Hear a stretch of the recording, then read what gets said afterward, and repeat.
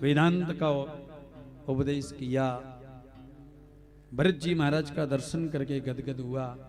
यहां पर सुखदेव मुनि ने भूगोल खगोल का अद्भुत वर्णन किया है।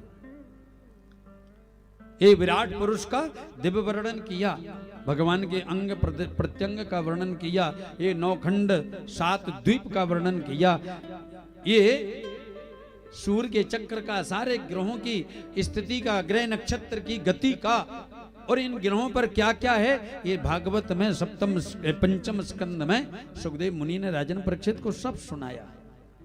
और अंत में कह दिया, राजन देख, दक्षिण दिशा में एक संयमनी नगरी है जहां के राजा यमराज हैं, पश्चिम में विभावरी है वहां के राजा इंद्र हैं। संयमनी नगरी की स्थिति ऐसी है, वहां पर हजारों नरक हैं। व्यक्ति जब कुकर्म विकर्म आदि करके जाता है तो उन नरकों में गिरना पड़ता है। राजन परीक्षित ने पूछ लिया, गुरुदेव नरक का नाम किम देश विशेषा, नरक कोई विशेष देश है क्या? बोले हाँ राजन, दक्षिण दिशा में जो संयमनी नगरी वहां पर 28 विशेष नरक हैं। कौन कौन से? तब कहा है तामिश्र, अंध्र तामिश्र, रौरव, महारौरव, कुंभीपाक, असिपत्रवन, राजन शुकरमुख, अंधकूप, कृमि भोजन, संदंस, सप्त उर्मी, वज्रकंटक, वैतरणी, प्राणरोधन, विभस्वान, लाला भक्ष आदि आदि नरकों का वर्णन किया। तो महाराज इसमें जाता कौन है? तो बताने लगे, देख राजन, जो दूसरे को भोला बना करके उसके धन अथवा पत्नी का भोग करता है, उस व्यक्ति को तामिश्र नाम के नरक में डाला जाता है। तामिश्र कैसा है? वहां की पृथ्वी एकदम लाल है, 700 डिग्री टेम्परेचर रहता उसका। हम सभी के 3 शरीर होते हैं कैलाश जी। कितने शरीर? दीनदयाल जी कौन कौन से हैं? हाँ, कल रात में भी हम लोग चर्चा किए थे ना ऊपर। 3 शरीर होते हैं, एक स्थूल शरीर, दूसरा सूक्ष्म शरीर और तीसरा कारण शरीर। स्थूल शरीर पंचभौतिक शरीर, पंचभौतिक तत्वों से मिलकर के बना है, जो सबके सामने दिखाई दे रहा है। सूक्ष्म शरीर है अंतःकरण चतुष्टय, मन बुद्धि चित्त और अहंकार, ये सूक्ष्म शरीर है। और तीसरा है कारण शरीर, जो हमारी दिव्य चेतना के साथ में जो हमारे कर्म का बंधन है वो बन करके जाता है, उसका नाम है कारण शरीर। स्थूल शरीर को जलाओगे राख हो जाएगा, सूक्ष्म शरीर की गति वहीं तक है, लेकिन कारण शरीर की गति कर्म भोग के अंत तक बनी रहती है। राजन, वहां पर व्यक्ति को अंगूठे के बराबर शरीर मिलता है। जाने के बाद हम लोग सुनते हैं ना, गरुड़ पुराण इतना बड़ा होता है, 17,600 श्लोक हैं गरुड़ पुराण में। आजकल तो छोटी सी पुस्तक सुना देते, क्यों? ना तो सुनने वाले को समय है, ना सुनाने वाले को समय है। सज्जनों, ये नरक में रहता कौन है? वो कारण शरीर जो अंगूठे के बराबर है, और वहां पर गिरा देते हैं। विशेषता ये मरता नहीं है। कितने दिन तक रहता? गाय के शरीर में जितने रोम हैं इतने लाख वर्ष तक। कितने रोम होंगे गौरव जी, अनुमान करो। अच्छा, मनुष्य के शरीर में कितने रोम हैं? 3.5 करोड़। कितने? हजारों तक।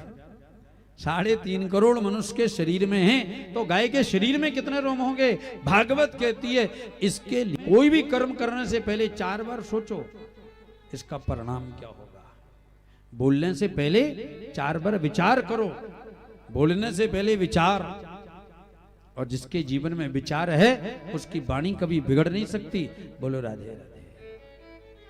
जो भाई के धन को छीन करके अथवा उस पर अपनी बुरी नजर रखता है, ये कब कब मुझे मिल जाए, उसको मैं कब गिरा सकूं, ये नजर रखता है, उसे अंध्र तामिश्र नाम के नरक में डाला जाता है।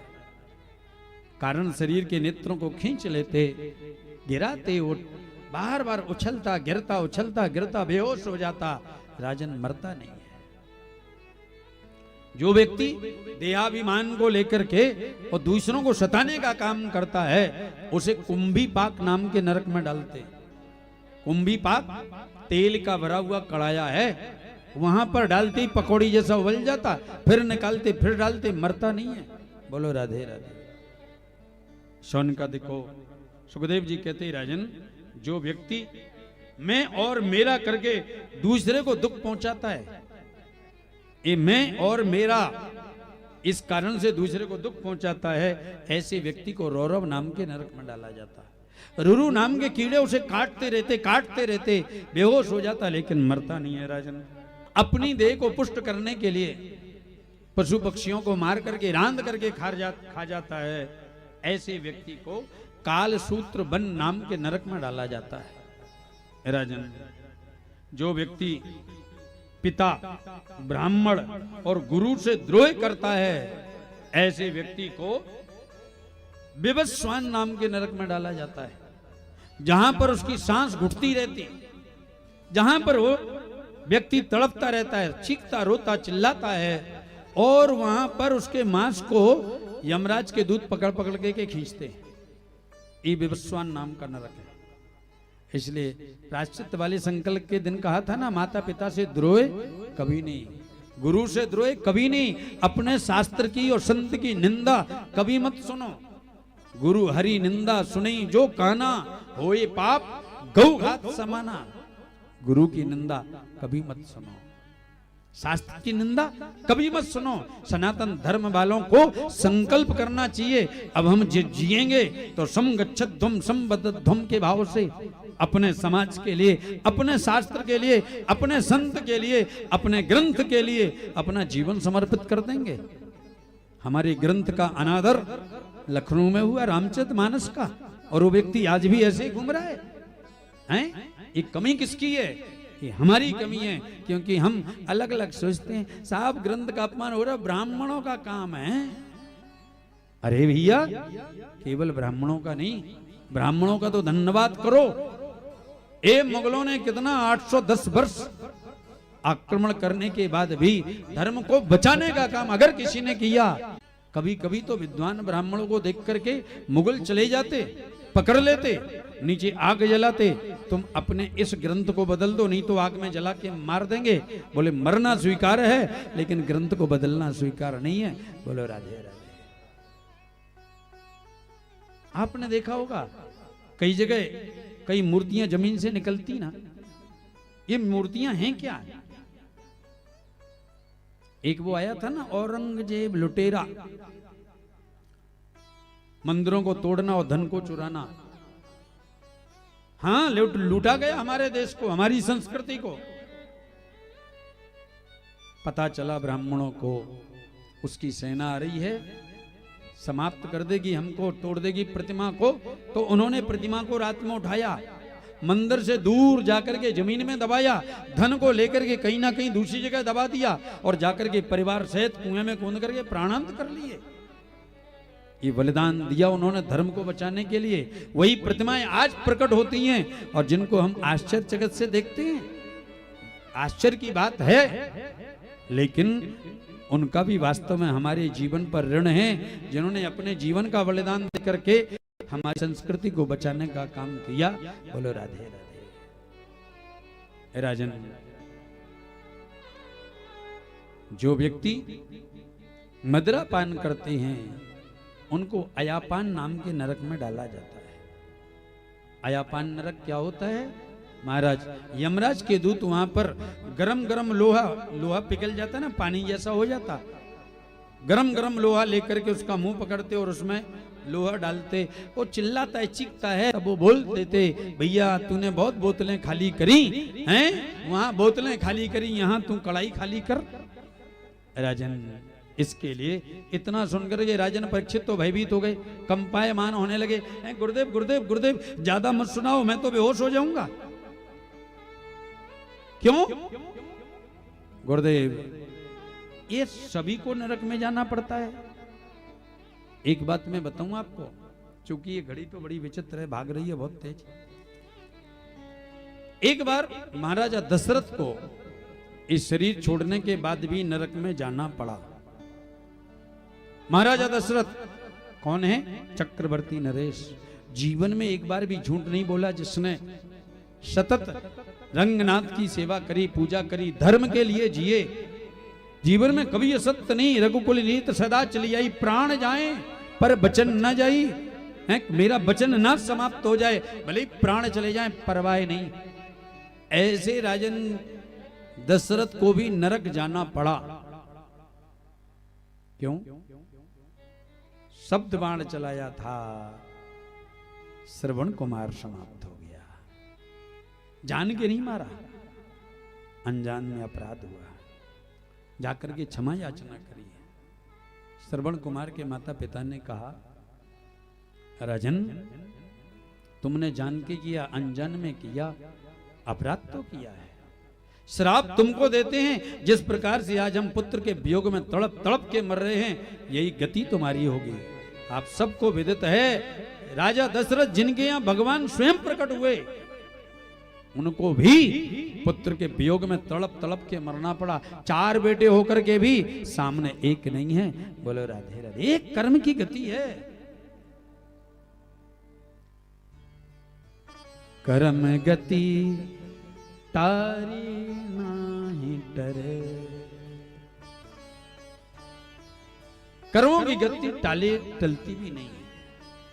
उसी पाप के कारण जैसे ही नरक रास्ते से दशरथ जी को ले जाने लगे, नरक में पड़े हुए जीवों ने प्रार्थना करी, महाराज आपके निकलने से जो वायु निकली है, हम यहाँ नरक में पकड़ के जो यातनाएं भोग रहे हैं, हमको थोड़ी शांति मिली, कृपा करो ना महाराज, आप यहीं रुक जाओ। आप बताओ, दशरथ जी को वहां रुकना चाहिए? हैं? दीपक जी बोलो, नहीं रुकना चाहिए? हैं कैलाश जी?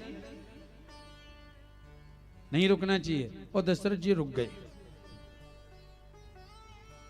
दशरथ जी ने यमराज के दूतों से कह दिया, महाराज अगर इतनी जीवात्माओं को मेरे रुकने से सुख मिलता है तो मुझे स्वर्ग नहीं जाना, मैं इन्हीं के बीच में सुखी हूं। यमराज के दूतों ने कहा, दशरथ जी महाराज ये तो उनके लिए जगह है जिसने पाप किया, दुष्कर्म किया, अनीति करी हैं, जिन्होंने अपने आचरण को व्यभिचार में व्यतीत कर दिया, उनके लिए जगह है ये।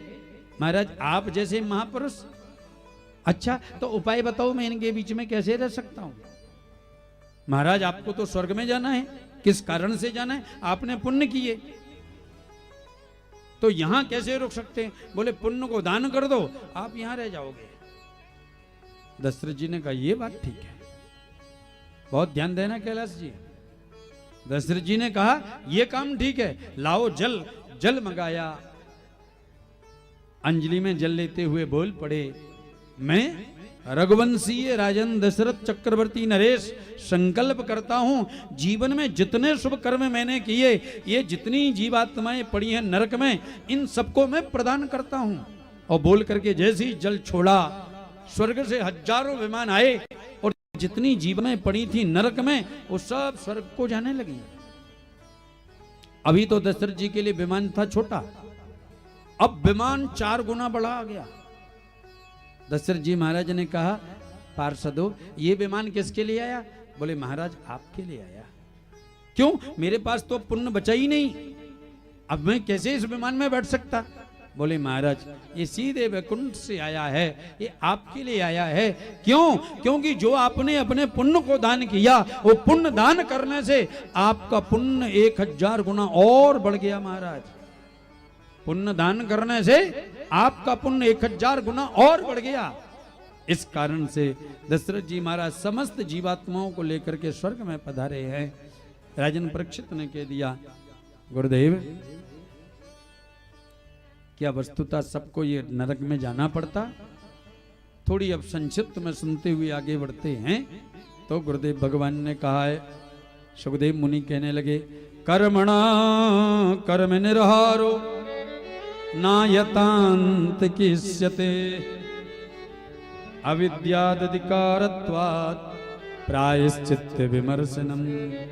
राजन जिसने जो कर्म किया फल भोगना पक्का है। लेकिन जैसे वस्त्र में दाग लग गया, उसको स्वच्छ करने के लिए हम धुलते हैं ना, ऐसे ही इस मन को पवित्र करने के लिए प्रायश्चित करो। प्रायश्चित क्या है?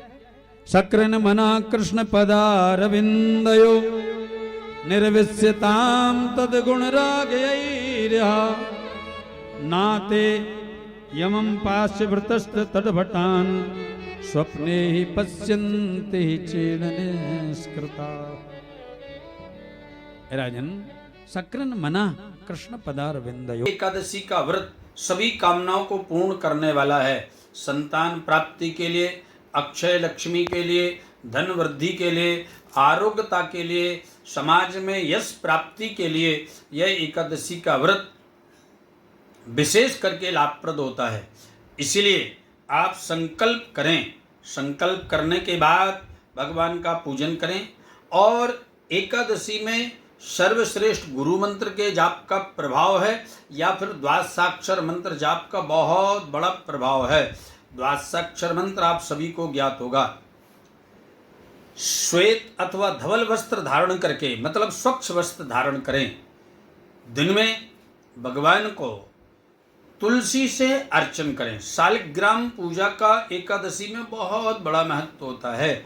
अगर आप शालिग्राम भगवान को जल से स्नान कराएं, शंख में जल भर करके स्नान कराएं, पंचामृत से स्नान कराएं, उनका सुंदर श्रेष्ठ श्रृंगार करके 1008 तुलसी दल विष्णु सहस्रनाम उच्चारण करते हुए अर्पित करते हैं, तत्काल मनोकामनाएं पूर्ण होती हैं। एकादशी के दिन तुलसी अर्चन का भी बहुत बड़ा महत्व है। इसके लिए आप आनंद पूर्वक तुलसी अर्चन करें। एकादशी के दिन झूठ बोलना निषेध है। एकादशी के दिन किसी की निंदा करना निषेध है। एकादशी के दिन बहुत बार जल पीना निषेध है। एकादशी के दिन गुटखा खाना, पान खाना अथवा ये मादक पदार्थों का सेवन करना निषेध है। यह सब करने से व्रत भंग हो जाता है। व्रत भंग के अनेक कारण हैं, इसलिए प्रयत्न करें, व्रत को विधि पूर्वक करें। साथ ही भगवान के चरणों में अपने मन को लगा करके रखें। एकादशी के दिन अपनी 10 इंद्रियों को मन में लगाएं और मन को भगवान के चरणों में लगाएं। सायंकालीन वेला में बहुत अच्छा होगा कि आप जागरण करते हुए भगवान का कीर्तन करें। एकादशी के दिन ब्रह्मचर्य का पालन करना अवश्य होता है। एकादशी के दिन क्षौर क्रिया मतलब सेविंग आदि नहीं करना चाहिए। एकादशी के दिन किसी भी व्यक्ति का अपमान करना साक्षात भगवान का अनादर होता है, इसलिए किसी का अनादर ना करें। इस विधि से एकादशी का व्रत करें। द्वादशी के दिन सुबह ब्रह्म मुहूर्त में उठ करके स्नान आदि करने के बाद भगवान का पूजन करें। फिर किसी ब्राह्मण को भोजन कराने के बाद उसे फल